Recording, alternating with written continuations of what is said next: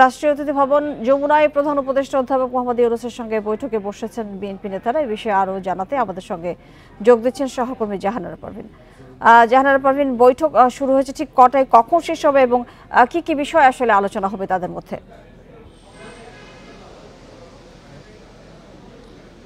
মমিতা, বিএনপির এই বৈঠক প্রধান উপদেষ্টার সঙ্গে শুরু হওয়ার কথা ছিল ঠিক সন্ধ্যা 6টায়, কিন্তু আমরা অনেকক্ষণ ধরে অপেক্ষমান। এখানে 4টার পরেই এসেছি। বিএনপি নেতারা জ্যামে আছেন বলে জানতে পেরেছি। বিএনপি মহাসচিব মির্জা ফখরুল ইসলাম আলমগীর এবং সঙ্গে আরও দুজন স্থায়ী কমিটির সদস্য আসবেন এখানে।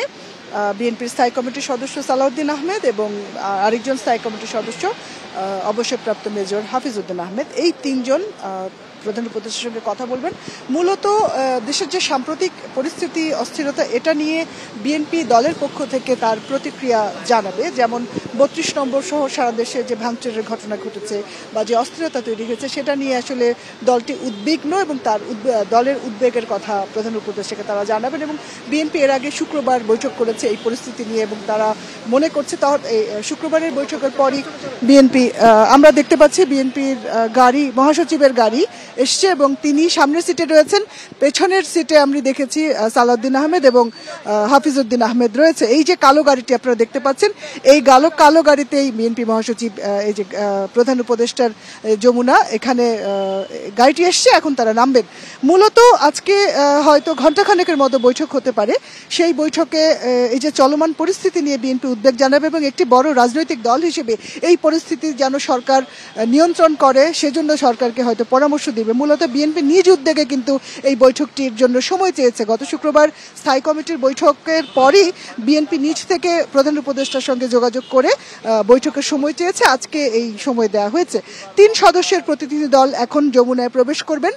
বিএনপি মহাসচিব রয়েছেন, আরও 2জন স্থায়ী কমিটির সদস্য রয়েছেন। আর বিএনপি মনে করে বর্তমান যে পরিস্থিতি, এই পরিস্থিতি নিয়ন্ত্রণ না করা গেলে গাড়িটি আসলে সরাসরি যমুনায় প্রবেশ করতে যাচ্ছে। আমি দেখেছি ওনারা আছেন এবং ওনাদের ছবি এই মুহূর্তে দেখাতে পারছি না, শুধু গাড়ির ছবি আমরা দেখাচ্ছি। বিএনপি মনে করে যে দেশে যে নৈরাজ্য চলছে বা অস্থিরতা চলছে, এগুলো নিয়ন্ত্রণ করতে না পারলে দেশের শান্তি, স্থিতিশীলতা হুমকির মুখে পড়বে। এই জন্যই একটি বড় রাজনৈতিক দল হিসেবে বিএনপি আসলে আজকের এই বৈঠকে উদ্বেগ জানাবে এবং প্রধান উপদেষ্টার কাছে তাদের আহ্বান হবে যেন তিনি পরিস্থিতি নিয়ন্ত্রণ করেন এবং নৈরাজ্য সৃষ্টি না হয়। আসলে মমিতা, আমরা দেখেছি যে 5 ফেব্রুয়ারি 32 নম্বর রাত 9টার সময় 32 নম্বর ভাঙার ঘটনার পরপর সারা দেশে আওয়ামী লীগের বিভিন্ন নেতাদের বাড়িতে হামলা হয়েছে, ভাঙচুর হয়েছে এবং আরও কিছু অপ্রীতিকর ঘটনা ঘটেছে।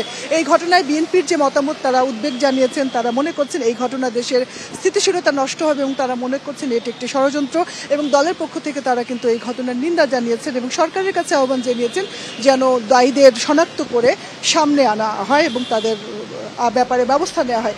আর আজকের এই বৈঠকটি আমি কি গুরুত্বপূর্ণ এই জন্য মনে করছি যে বড় দায়িত্বশীল দল হিসেবে তারা তাদের অবস্থান স্পষ্ট করবে। প্রধান উপদেষ্টার কাছে তারা হয়তো করণীয়ের ব্যাপারে আরেকটু স্পষ্টভাবে কথা বলবে। আমরা নিশ্চয়ই জানার পাবেন আপনার মাধ্যমে, হয়তো আসলে যখন ব্রিফিং হবে বাকিটা আমরা জানবো আসলে কি কথা হয়েছে তাদের মধ্যে। অনেক ধন্যবাদ আপনাকে আমাদের সাথে যুক্ত হবার জন্য।